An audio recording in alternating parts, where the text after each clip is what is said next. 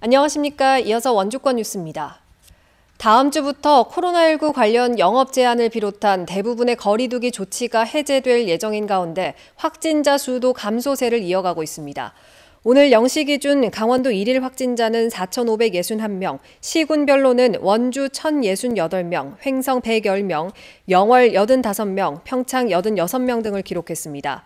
이번 주 하루 평균 확진자는 5,489명으로 지난주 7,261명에서 2,000명 가까이 떨어졌고 주말 사이 더 낮아질 걸로 예상됩니다.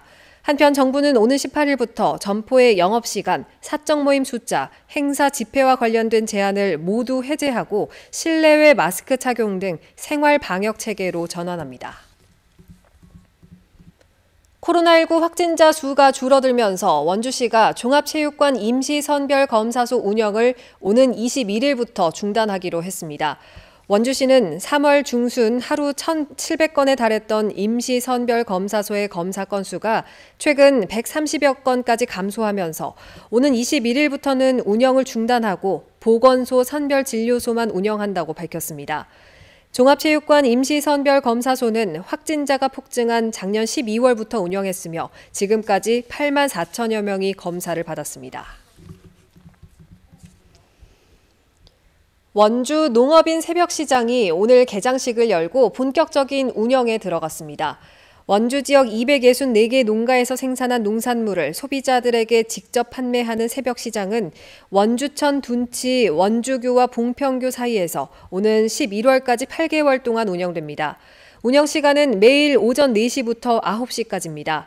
시장협의회는 그동안 코로나19의 영향으로 감소했던 방문객과 매출액이 올해는 평년 수준을 회복할 것으로 보고 40만 명 방문해 80억 매출을 목표로 하고 있습니다. 국회 정치개혁특별위원회가 6일 지방선거에서 강원도 의회 지역구 의석을 기존 41석에서 3석 많은 44석으로 늘리는 안을 확정했습니다. 원주시 도의원은 7석에서 8석으로, 춘천은 5석에서 7석으로, 강릉은 4석에서 5석으로 늘어나는 반면 정선은 2석에서 1석으로 줄었습니다. 도의회 선거구 획정에 맞춰 시군의회 의석도 5석 늘어납니다. 한 선거구에서 시군 의원 3명 이상 뽑는 중대선거구 시범도입 지역에 원주를 포함시키는 안도 검토됐지만 최종 안에서는 제외됐습니다. 국회는 오늘 본회의에서 이 같은 내용이 담긴 공직선거법 개정안을 통과시킬 예정입니다. 더불어민주당 원주시장 예비후보들의 2차 정책토론회가 열립니다. 오늘 열리는 2차 토론회에서는 원주시장 공천 경쟁을 벌이고 있는 구자열, 신재섭, 최혁진 3명의 예비후보가 원주시 미래 비전에 대한 각 후보의 공약을 두고 열띤 토론을 벌일 예정입니다. 지난 13일에 열린 1차 토론회에서는 코로나 이후 지역 경제 활성화와 군부대 유휴부지 활용 등 원주시 현안에 대한 해법을 두고 토론을 벌였습니다. 이 토론회는 민주당 강원도당 유튜브 채널을 통해 생중계될 예정입니다. 민주당의 원주시장 후보는 이달 말 여론조사를 통한 경선 방식으로 결정될 전망입니다. 원주 문막 농공단지에 노동자와 주민들을 위한 복합문화센터가 건립됩니다. 문막 농공단지 내 1,750제곱미터 부지에 지상 4층 규모로 건립되는 복합문화센터는 실내 체육시설과 교육, 문화시설, 기숙사 등을 갖추고 오는 2025년 준공될 예정입니다. 문막 농공단지 복합문화센터 건립 사업은 산업통상자원부의 산업단지 환경조성사업 공모사업의 최종 선정됨에 따라 국비 27억 등 총 사업비 54억 원을 투입해 추진됩니다. 영월과 정선, 태백, 삼척 등 폐광 지역 고원지대를 연결하는 걷기 길인 운탄고도 조성이 마무리 단계에 접어들었습니다.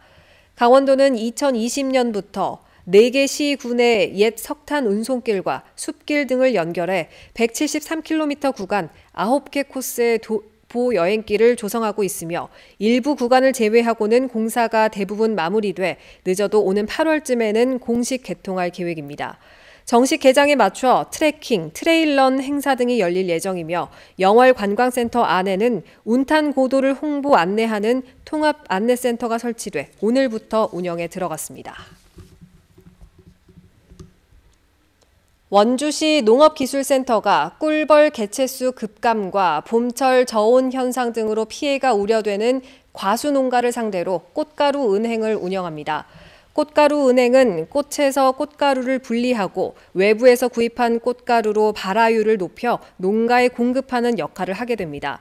인공 수분에 필요한 장비도 무상으로 대여합니다.